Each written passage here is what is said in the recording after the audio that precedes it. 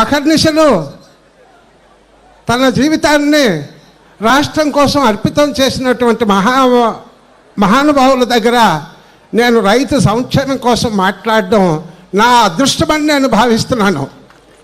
మహానుభావ, మీరు ఈ రాష్ట్రానికి ముఖ్యమంత్రిగా ఏర్పాటైన తరువాత ఈ ప్రాంతానికి మడ్డువలస, తోటపిల్ల రిజర్వాయర్ నుంచి ఈ 2 జిల్లాలకి నీరిచ్చిన కడ గ్రామం అయినటువంటి మా పొగిలి గ్రామానికి ఇప్పుడు ప్రస్తుతం 650 ఎకరాలకు నీరిచ్చినటువంటి అపర భగీరథులు మీరు. అయితే మీరు ప్రకృతి సేద్యానికి రైతులంతా అలవాటు పడాలా, మరి రసాయనిక ఎరువులు తగ్గించాలన్నటువంటి భావన మీ మనస్ఫూర్తిగా ప్రకటనలో మేము చూస్తూ ఉన్నాం.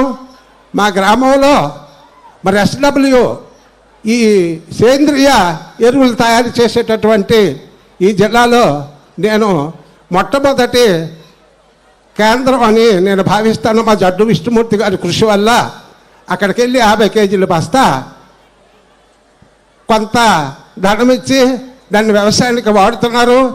ఈవేళ యూరియా మరి వదలైనటువంటి ఎరువుల్లో తగ్గించి ఈ సేంద్రియ ఎరువుల ద్వారా మరి పంటలకు మరి ఖర్చు తక్కువ, మరి లాభదాయకం ఎక్కువ అన్నటువంటి విధానంలో రైతులందరూ మీరు ఇచ్చినటువంటి డైరెక్షన్ వల్ల ఈవేళ రాజాం వ్యవసాయ శాఖ మాకందరికీ ఒక ఉద్బోధన చేసి రైతుల్ని ఒక అగ్రగామిగా తీర్చిదిద్దేటటువంటి కార్యక్రమాన్ని చేపట్టారు.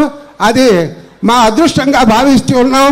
మీకు ఈ ప్రాంత ప్రజానీకం రైతులందరూ మరి రుణపడి ఉంటారని నేను ఈ వేదిక మీద మీకు ధన్యవాదాలు చేస్తూ ఉన్నాను.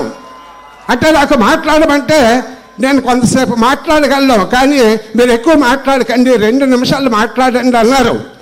విభజనలో 14 లక్షల కోట్ల ప్రాపర్టీ హైదరాబాదు పాలించిన వాళ్ళకి వెళ్ళిపోతే ఒక చిల్లి పైసా లేకుండా మీరు నవ్యాంధ్రప్రదేశ్ నిర్మాణానికి పూనుకున్నటువంటి మహామేరునగధీరుడు మీరైతే 1వ తారీఖు మరి రాష్ట్ర ఉద్యోగులకి జీతం వెలగిస్తారో 1వ తారీఖు ఈ అమాయకులైనటువంటి చొట్ట వాళ్ళకి, విడోళ్ళకు, వృద్ధులకు పెన్షన్ వెలగిస్తారో నాకు ఆశ్చర్యం.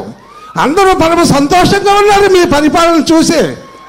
ఈవేళ మా గ్రామంలో 8,50,000 రూపాయలు 1వ తారీఖుకి వచ్చి గ్రామం అంతా రేపు పెద్ద పండుగ కాదు, ప్రతి నెల మా పొగురులో పెద్ద పండుగే. మా పొగురు ప్రజలంతా మీకు రుణపడి ఉన్నారు.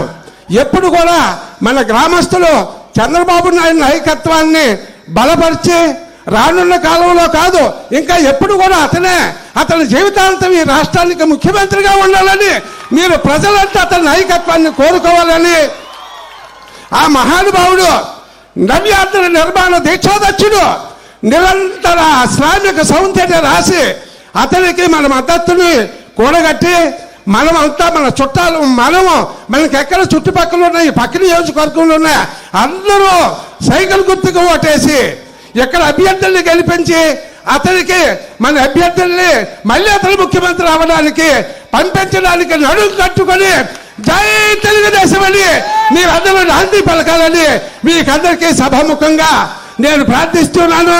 జై హింద్, జై చంద్రబాబు నాయుడికి, జై జై చంద్రబాబు నాయుడికి, జై తెలుగుదేశం పార్టీకి, సైకిల్ గుర్తుకి. సెలవు. జై హింద్.